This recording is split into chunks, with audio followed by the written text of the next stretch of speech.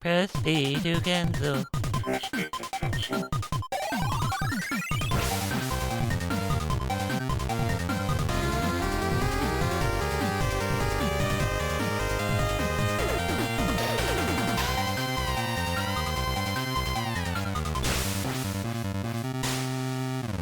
Hello, welcome to Tap B to Cancel. This is one of our mini casts where it's not all of us, might not be as long as normal, but still just as good. Today I am hosting the episode. I'm Werewolf, and I am joined by a man who needs no introduction. So we'll just keep going.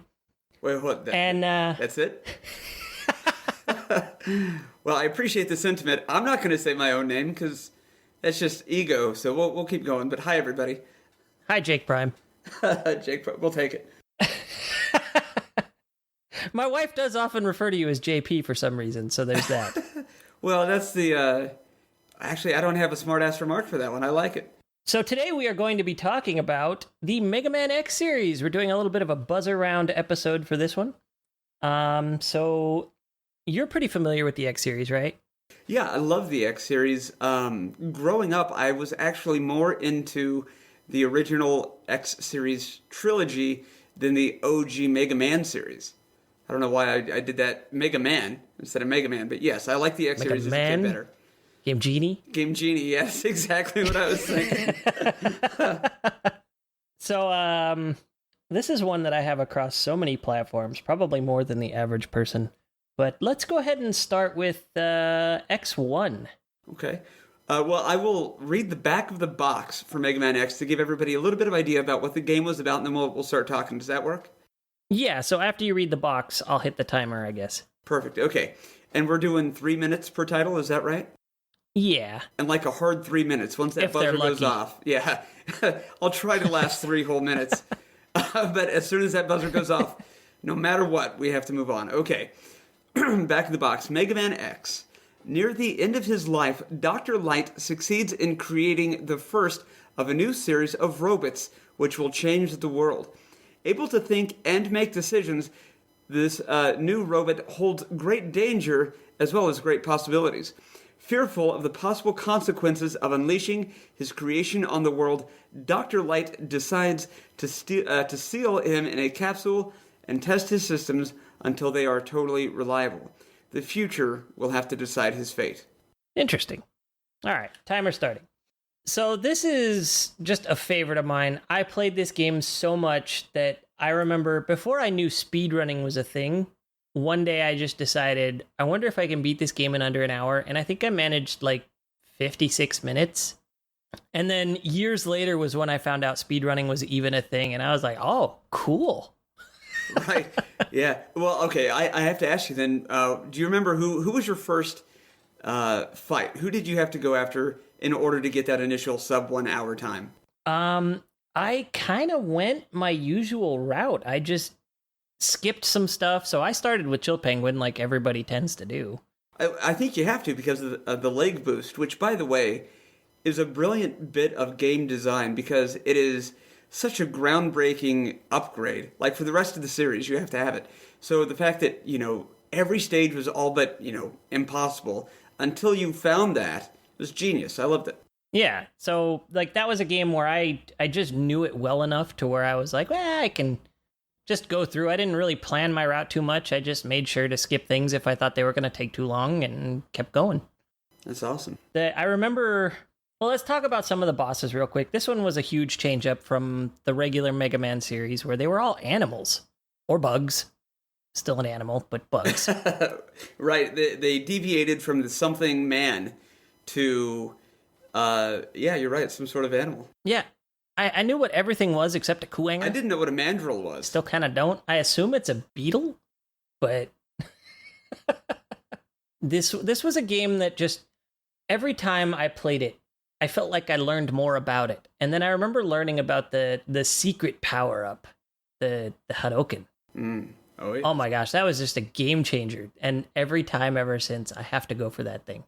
Yeah, I'm with you. Absolutely. This is a game that I have a hard time not getting 100%. Earlier this year, I did the Chivo, the retro achievements for it, and we did 200% it. But one of the achievements was to play the game and beat it without any power-ups. No heart tanks, no sub-tanks, just the things you have to do. And it was a challenge, not because of how hard the game is, but because I've really only played the game 100%. And it was the same thing with X2. We're just now getting the 200% on that.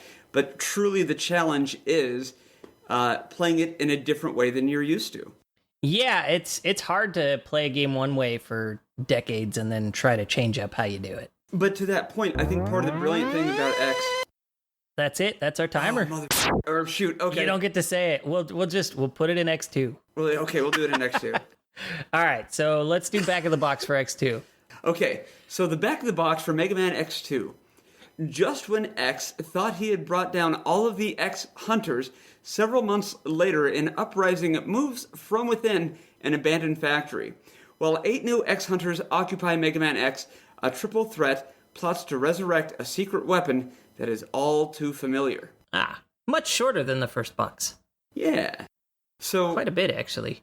This series follows, we probably should have mentioned this, a similar pattern to the original Mega Man series, where it's rock, paper, scissors. You pick a boss, each boss will have a weakness that leads to the next one, so on and so forth, and your job is to either tough your way through the game without finding the weaknesses, or find the weaknesses and just destroy everything. And then, of course, once you beat the 8 bad guys, you have to go on and do the refights. And the boss levels, in the original series, it was Dr. Wily, and now it is a computer virus called Sigma that you're fighting that occupies various battle bodies.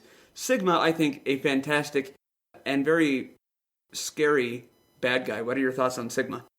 Yeah, he's basically the Jason Voorhees of the Mega Man X universe. You take him down and he just keeps coming back, usually multiple times per story. That's a great analogy. I never thought of that. I love Sigma. I've always thought it was funny that they gave his upper lip like that Elvis curl. Oh, yeah. I can never unsee that, and it's just there, and I've always found that to be a little bit distracting, but he's an Elvis fan, and that's fine. So this game was when I really started to notice, and I know they did it in the first game, but for whatever reason, I never used the right weaknesses, except for maybe Armored Armadillos, to mess them up during battle and also break them post-battle. So, like, the one I always remember is using Overdrive Ostrich's blades on the palm tree. Wire Sponge, yeah. And while he's dying and exploding and everything, and the screen goes white, you see his sprite split in half and separate. And I always thought stuff like that was so cool. Well, and they did that in the first one as well, like you said with Armored Armadillo, but the stages will change if you've already beat the previous thing. The stages were definitely a notable change. Yeah, very cool. Very well thought out there. Yeah, and I like that they did it from the first entry on. It wasn't something that got added later. Mm-hmm. It was something that they were like, we have new hardware, we have new capabilities, let's make this happen. Let's do something cool. And it always amazes me that the X series in general was so far superior to Mega Man 7 when they were on the same platform, and I think 7 came after X. We could do an entire full-length cast on why that is. This is true. But I always go back and forth about which one I love more, X2 or X1. When X2 first came out, I did not like it because it wasn't the first one. But now I put them at like a 9.9 and a 9.8. They are infinitely replayable. Even if you do it the same way, it's still fun. The Hadouken, like you said, that was so mind-blowing because it was a rumor that just happened to be true. In my world, that's how it worked. Yeah, so this one had the Shoryuken. Yes, and it was so fucking dragon badass. punch. Yeah, it was. Oh, there's our end. Okay. Back of the... I know, we're going to start hitting these games where we're like, oh, we don't want to say as much for these, and we wish we had more time from the other game. Either that or 3 minutes will actually start feeling like 3 minutes instead of like a minute and a half. All right, so back to the box for X3. Mega Man X and his trusty partner Zero have a new force to reckon with. Who or what has caused a riot of Mavericks to break out in the experimental utopia known as Doppler Town? That's the first section of it. There's a longer bit under that, but that really tells us everything we need to know. Another group of bad guys brought on by a guy named Dr. Doppler, and it's kind of rinse and repeat. What do you think of this one? So this one, the story, it very much reminded me of Mega Man 4. in that, supposedly the bad guy wasn't the bad guy. 4, it was Cossack, not Wily. In this, it's Doppler, not Sigma, but it's Sigma. Yeah. Spoiler alert, it's always fucking Sigma. It's funny that you say that this reminds you of one of the OG ones, because me too, I always draw this comparison, but for me, X3 has the same flaw as Mega Man 3, and that is there's just way too much stuff packed in there for no reason. The original 3 was the normal game, but you also had the Proto Man side stuff, you had the Dark Boss refights from number 2 inexplicably. It was just too much stuff. Yeah. This one was a lot of if and then. If you do this, then you'll fight this guy. If you use this weapon on this guy, then you can do this. And if you do all of it right, you might get this different thing, or you might get the Z-Saber. And it was just too much. It was a great game, but it was just too much. Not only that, but it was also like the additional, the tier 2 upgrades that I think you could only get one of or something Unless like you that. abstained and got them all at the end, yeah. Oh, but that's right. You could find that. The gold armor was so, gauche. I did not like the look.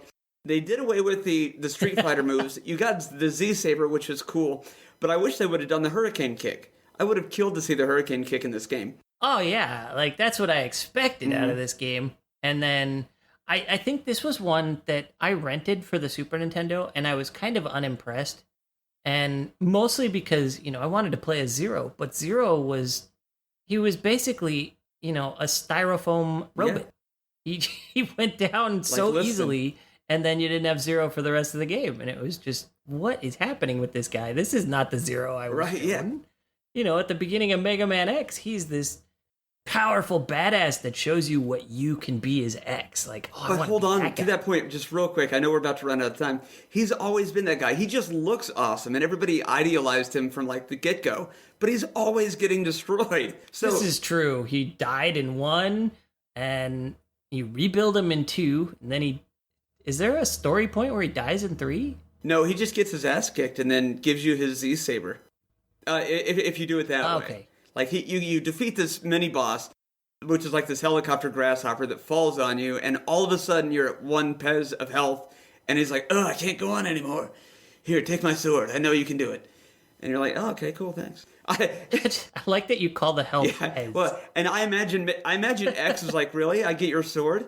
I was kind of hoping for a Hurricane Kick. It's like, getting clothes for Christmas and you wanted a puppy. Oh, curses. There's our timer. All right.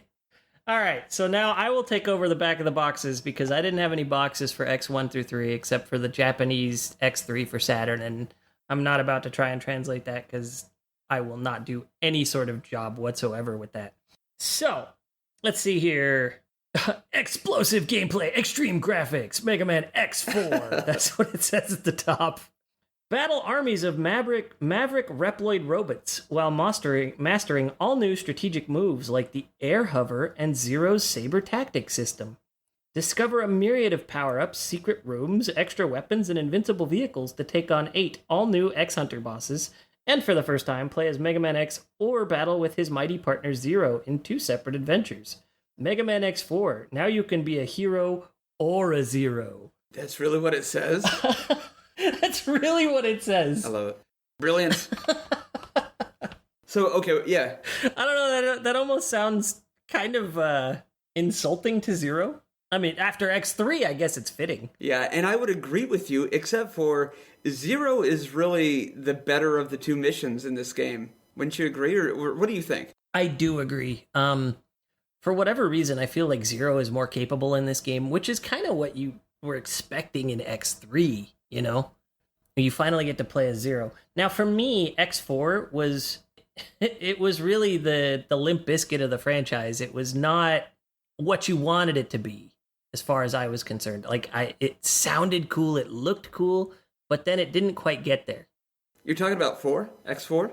Yes. Interesting, okay. For me, X4 was a little bit lacking. See, I hated it when it first came out because I thought it would be the same as Mega Man 7. They've changed the look, they've changed the feel, they've changed the animation, and I loved the first 3 so much. It was familiar. So to do X4 on the PlayStation, it was the first one on the PlayStation, I just thought, okay, more of the same, I'm not going to like it. So I bought it, quickly sold it to a friend for $20, And I don't remember, probably bought beef jerky with that $20, knowing me. I've since gone back and played it. Like you said at the top of the show, I owned so many versions and ports of these games. But I eventually came around, and I love 4. I prefer to play as Black Armor Zero. The Mega Man version of the game I don't really care for at all, unless you do the secret code and get the Nova armor, and then it's kind of fun, but only if you're wanting to not have a challenge. But doing the combinations, taking down all the different guys... as Zero, where you don't have a blaster, is so cool, I think. So I really do like 4. Yeah, over the years, I've kind of come to like 4 a bit more than I did originally. I found the new art style a little jarring. For whatever reason, Mega Man looked weirdly beefy in some parts that didn't really jive with me, I guess. It's the bell bottoms. He's always had giant lower half of his legs, but this was a next level. But they also like puffed out up near the knee, which looked weird to me. It didn't really make sense to me. Which is, I mean, that's just nitpicking on my part, so I completely accept that. Cool bad guys, though, right? Like, I thought X4 had some cool bad guys, but again... Oh, yeah, Split Mushroom was a huge pain in the ass. Yeah, he's so funny, though. But yeah, and then Storm Owl, whose Japanese name is Storm Fuckaru. I love that. So that's just how I refer to him. I'm sure I mispronounced it. And then, of course, there was Magma Dragoon, that was a very memorable one. But again, I got salty at him because now he can do the Hadouken, he can do the flaming uppercut. Oh, yeah. Where the hell is X storing all of his previous power-ups? Like, that's what I want. I want one giant Mega Man X game. Sorry, let me finish that thought real quick. Okay. I want one giant X game that encompasses 1, 2, and 3. So you have all of the bad guys, all 24 Mavericks, and then you can do all their stages and keep the different sets of armor like you can do in later versions. As an aside, that's something I always kind of wanted from the Mega Man franchise in general. Yeah. Was one that lets you keep stuff from previous games, just to let it be broken, you know? If you want to play the original, sure. If you want to play it where Mega Man is just clearly overpowered for everything, I would like that to be an option. Yeah, I agree. Okay, X5, right? On to X5. Alrighty. The year is 21XX. When isn't it? And the chaos of the Reploid Wars has passed. Lunar colonization is at its peak. The largest colony, Eurasia, is unexpectedly taken over by an unknown band of galactic terrorists. Its artificial gravity device has been hacked, and Eurasia is now on a collision course with Earth. Now, I thought this was a colony on the moon. How is it headed for Earth? The only way to stop it is to deploy an ancient beam cannon, codename Enigma. Why is it ancient? I don't understand what's happening in this game. Join Mega Man X and his pal Zero as they race against time to collect the necessary parts to restart Enigma, prevent total annihilation, and save life on Earth. Now, who's the bad guy in this one again? Is it... Oh, it's Sigma. Yeah, I want to say it's Sigma. That sounds right. Now, forgive me if I'm wrong, but is there a scenario in this game where you prevent Eurasia from hitting Earth, or is it just guaranteed to no matter what? I think you actually have like X amount of time that gets used up every time you go to a stage. Right, like 1 hour per stage, and you have like 12 hours, or however many. But I feel like every time I've played it, even when I've succeeded in beating these stages within the time limit, the beam that you're assembling still doesn't work. I don't recall that much. The things I mostly recall from this game is I really loved this game. Okay. Like, this is what I wanted from X4. And I know this is not, in certain ways, this is probably not as good as X4. But in other ways, I feel like the action is fast-paced. It all flows really well for me. This is more of a return to form to the Super Nintendo style of gameplay to me. Okay. And I really dug on that. I also liked I believe this one started implementing different suits? Yes, I think so. I think you can start off with access to the X suit from the previous one with all the upgrades. Or you can play as Bare Bones Mega Man, and then, of course, there's Zero. This one also had the... I think this one let you swap back and forth freely as well. They weren't separate adventures. Yeah, and was it this one or was it 6 where you could pick up power-ups and then assign them accordingly however you wanted to? See, I kind of get 5 and 6 mixed up. That I don't recall. Okay. Okay, well then it's probably 6. 5 is where the series starts to like sort of meld together for me a little bit, and I don't remember which thing started in which game and when it was taken out. Same. But I think what most of us will remember from 5 is that the bosses were all named after Guns N' Roses musicians, except for one I think was the manager. Yeah, okay, because there was Slash, Grizzly Slash, Dark Dizzy, Izzy Glow, Axel the Red. My favorite one, Duff McWhalen instead of Duff McKagan, and then Squid Adler. Yeah. And then in the manual, they don't have those names at all. Oh, really? Really? Like there's Shining Hotarunicus. Oh, and Tidal Macaween. Burn Dino Rex. Spiral Pagation. Yeah, Burn Dino Rex. Tidal Whale. Dark Necrobat. So the game translation and the manual translation were definitely not working together. That's what I almost wonder. Which is never a good thing. I wonder if they were like, this game is not going to sell well in the U.S. unless we give them like baseball stars names or rock legends. That was the alarm. But I do want to note that it was actually the woman translating the game. So she's the one who got to name the bosses, essentially. Her husband was a huge fan of Guns N' Roses, so that's why she did it. Well, that's pretty cool. That was it. It's that simple. Wife of the year. Now, can you imagine how different the world would be if she had done it for the members of Queen, which would have been much preferable? That would make it. Okay. So, like, Tidal McQueen? Yeah. Or instead Freddy of the Red would be great, Yeah. And then, of course, the other members that everybody knows. All right, so let's move on to the back of X6's box. Mission critical. Zero is missing. Search and rescue. It's been 3 weeks since Earth's near collision with the space colony Eurasia, so still 21XX.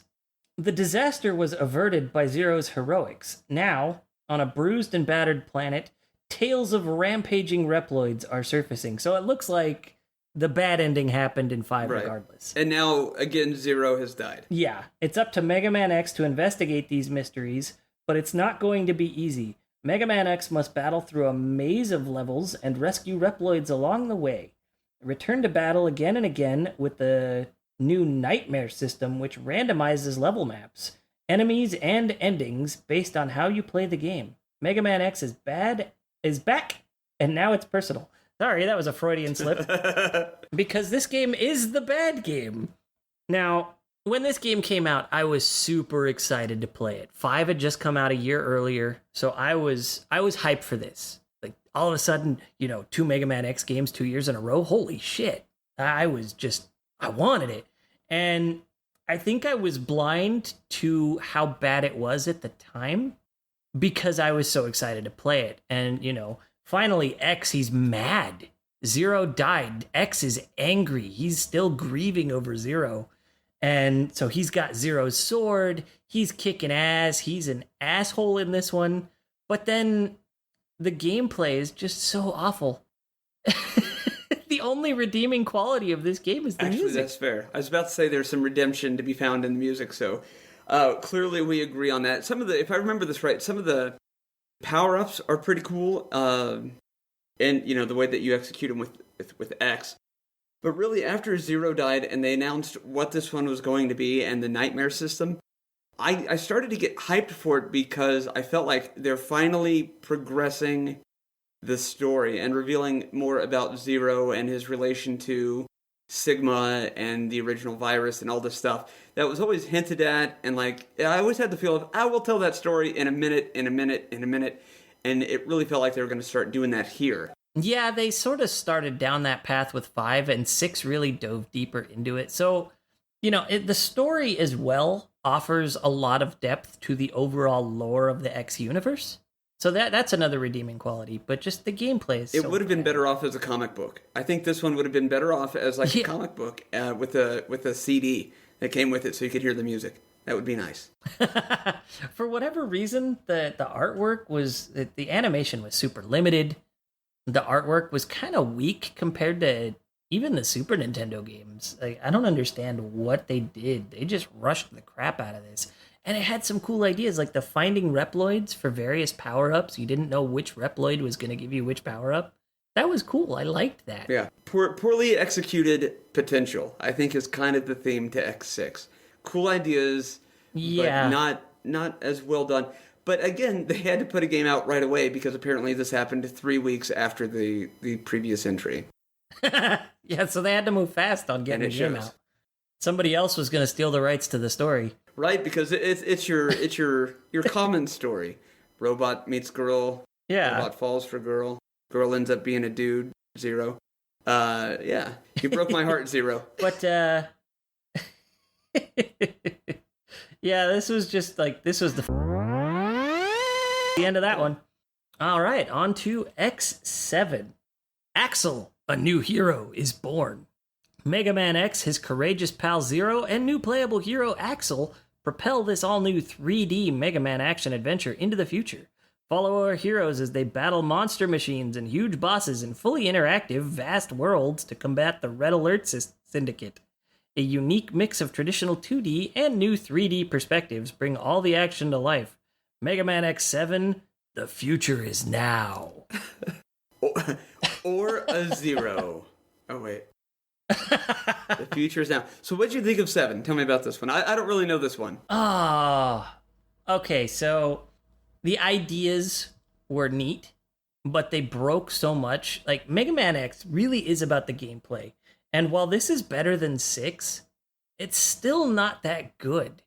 It wasn't bad enough, like 6 wasn't bad enough to get me to stop buying them. 7 wasn't bad enough to get me to stop buying them. So it wasn't that bad, but it fell flat. The enemies were, I want to say the bosses. Who was in this? Flame Hyenard? I'm guessing that's a hyena. Tornado Tunyon? Splash Warfly?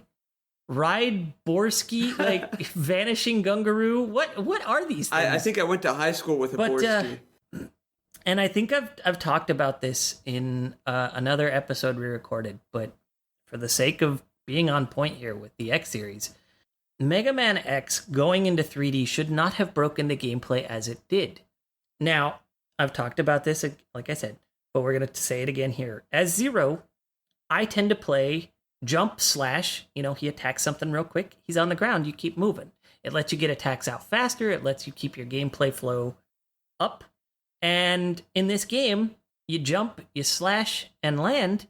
Well, if you don't jump high enough, Zero starts to whip out his sword, doesn't do any damage with it, lands, and puts it away instead of actually finishing an attack. So you can't play this game like that. Unfortunately, that kind of broke the gameplay for me. They went for... This game is a clear case of form over function. So it looked pretty. It didn't play well. The 3D segments were okay, but they were not good, especially by what year was this?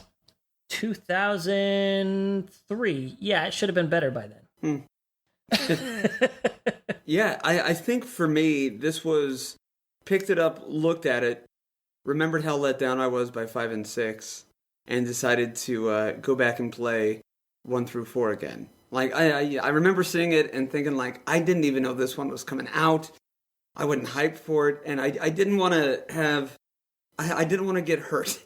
I've been hurt before, Oh, yeah. By this point, I had stopped being hype for future X games, but when I saw it on the shelf, like, this was one of those games where I found it on the shelf at GameStop or EB Games or whatever it was at the time, and I was like, oh, Mega Man X7? All right, I'll buy it. I didn't know it was coming out. It just happened to be out, and I was like, oh, okay, cool. Well, and it was like a full stop surprise. And that's the time. Yeah, surprise! I suck. Well, I was surprised my rabid fandom of the series had dissipated. Because even for 5 or 6, even when 6 came out, I was like, yes, thank God. And with 7, I'm like, oh, this exists. Yeah. All right, so let's cap it off with X8 for the numbered entries, and then we'll step back for 1 or 2 other games. Starring Mega Man and allies Zero and Axel, All New X Saga is an all-new action-adventure packed with more features, depth, and variety than the series has ever seen. Why do you need all new twice, like 7 words apart? This adventure takes you from war-torn Earth to the moon as Mega Man, Zero, and Axel fight to stop Sigma's treacherous plan against mankind. So, spoiler, it's still Sigma. What follows is an outer space mission of epic proportions. So I find it interesting that they call him Mega Man on the back of this one, when they clearly have made it a point to make sure that he's not Mega Man, he's X, he's a different robot. Right. I will tell you how little I paid attention to the plot of these growing up. It wasn't until X4 came out that I realized Mega Man X is not actually Mega Man. I just knew the series as the series where Mega Man got upgrades. I legitimately just never paid attention to the plot. I do believe even the cartoon, the Mega Man cartoon, had X and Zero show up, and they made it a point of letting Mega Man and Proto Man know that X and Zero are not Mega Man and Proto Man. Which is smart of them. Also, X and Zero seemed like kind of a couple in that. Nothing against it, but it was just kind of weird that robots were being treated that way. Well, they've always had genders, going back to like X4. So yeah. It wouldn't be too much of a jump, especially if they're modeled or observe human behavior. That would make sense that they would couple off like that, I suppose. I never really thought of it. Just a side note there. So X8 actually kind of fixed a lot of issues that I had with X7. I feel like X8 was the best game since probably 4 or 5. So it, as the last numbered entry in the series thus far, it at least was better than the others for a while. I have to come in real quick with this. With very few exceptions, in the X series, as I have the list of all of the Mavericks pulled up in front of me, they usually have 2 different names. The Americanized name and the Japanese name. There is a bad guy here named Bamboo Pandemonium. I see that. It is the same in both, and I have to think when they're like, well, what are we going to name this guy? They're like, no, they fucking nailed it. Bamboo Pandemonium all day. Yeah, just a big giant panda. And then apparently the word for rooster is Cocky-cocker. And I enjoy that. So I don't know if I'm mispronouncing that, but Burn Rooster was Burn Cocky-cocker. And it's fun to say. So that is my experience with That's X8. Awesome. And then there's Optic Sunflower, which does not sound intimidating in the slightest. Right, yeah. It's like the hippie who has a bad day. It's like a flower going, I see what you did there. I see you. It's a... I'll make sure somebody knows this happened. Optic Sunflower, that's kind of cool. But yeah, it does not feel threatening at all. And I think I'm kind of tapped on this one. Yeah, that's like, I've never even played 8. I didn't play 7, I didn't play 8. But big shout out to Bamboo Pandemonium for existing. Thank you. Yeah, I forgot about him, but he sounds awesome. I might have to go back and play this one. Okay, so there's a couple others I wanted to touch on. Obviously, there's the Mega Man Extreme games, Extreme 1 and Extreme 2, and we're not going to give these a lot of time because if you've played Mega Man for the Game Boys, the Mega Man Game Boy entries, you've basically, that they're just a smash up of, 2 different Mega Man games, 4 bosses from 1, 4 bosses from 2, 4 bosses from 2, 4 bosses from 3, and so on. That's what Extreme does. 4 bosses from X, 4 bosses from X2. And I think they took place in cyberspace, so it was all a simulation anyway. So they had no real world repercussions as far as the series goes. That's how they handled that. And then there's my favorite entry in the series, the RPG for PS2, Mega Man X Command Mission. Now, let's read the back of the box for this one real quick. Mega Man X takes command. Play as the hero from the Mega Man X series in the first role-playing adventure. Joining Mega Man are Axel and Zero, teammates from the X series, plus master 5 new playable characters, including a mysterious female Reploid. Your mission is to infiltrate Giga City Island and stop the rebellion started by General Epsilon and his Liberian army. I'm assuming that was supposed to be Liberation? Oh. Customize your characters using experience points and combine attacks to defeat scores of treacherous enemies. Now, here's a game that I wanted so badly to be good. I was like, I love Mega Man X. I love RPGs. Mega Man X RPG. How could this not be good? And then I played it, and it was not good. Yeah, sure enough, they succeeded. I will say, in hearing what the back of the box said, I love that his name is Epsilon. Since they did Sigma, now we have Epsilon. And I think they need to do one more and just go ahead and complete the fraternity of bad guys. Like, if we can get an Omicron, that would be cool. Let me see. was Sigma in Command Mission. So this is a game I never beat because I just couldn't do it. So yeah, this one did not have Sigma. It was Epsilon, I guess. It's probably in the end still Sigma. The bosses in this one are this is a very different game because you don't get to pick which boss you go after. It's all very linear RPG. Unfortunately, they walk around the map very slowly. Everything feels slow motion in this game, which is a bummer for a Mega Man X game because Mega Man X is usually fast-paced. So everything about this game is slow. You walk around on the map and you get in constant battles, and those battles take forever, and the animations are slow, and it's just all very unappealing. I wanted so much to like this game. I even went and tried to play it again this year, and I couldn't do it. I got bored. Yeah, and that sucks, because I agree. You hear Mega Man X, you're like, okay, then you hear RPG, and you're thinking, okay, yeah, this is going to be great. And then it falls flat, but even like beyond that, I think the saying is when things are good, it's better than the sum of its part. Like 2 + 2 would equal 5. You know what I mean? Whereas this is like, these just shouldn't have been put together. I wish it would have worked, but it did not. And it's not unheard of for this to be a thing. You had, first off, Battle Network came out before this. Battle Network was a cool RPG. It was different, a little weird, but it was fun. Story was good. Gameplay it kept you into it. Even Mario had an RPG. Mario RPG was so good. Everybody loves it. And this just was not. This was a disappointment through and through. Thanks, Dad. I still own it. Still got it, yeah. It was a disappointment through and through. I will say this. After the discussion today, I feel like if I were going to go back and play through any X game, like if I was going to do it right now, I'd pick up X5. Because that's the big question mark. I know I don't like 6. I don't have the interest in the others. I love the original 4, but I think 5, maybe I need to go in there and give it another shot. Now, I think we're done with Command Mission for now, so I'll go ahead and stop the timer. And I will start the timer one more time, because I want to talk about a game that I had forgotten about until I was looking things up for today, and I'm sure you've forgotten about too. There was the PSP remake of Mega Man X called Maverick Hunter X. I remember, yeah. Did you ever play this one? I played the hell out of this one. Oh man, this one was so cool. They took all that lore that they had built up through the follow-up entries to this game and dug right into it with this one. It wasn't retconned so much as they added stuff like a prologue that gave you an idea of how things got to where they were before X kicks off. And so it starts dealing with the Zero virus and how Sigma goes from good to bad and all that. And it's so cool. Well, and then this was such a good game. You could play as Vile up to a certain point, and the power-ups were in different locations.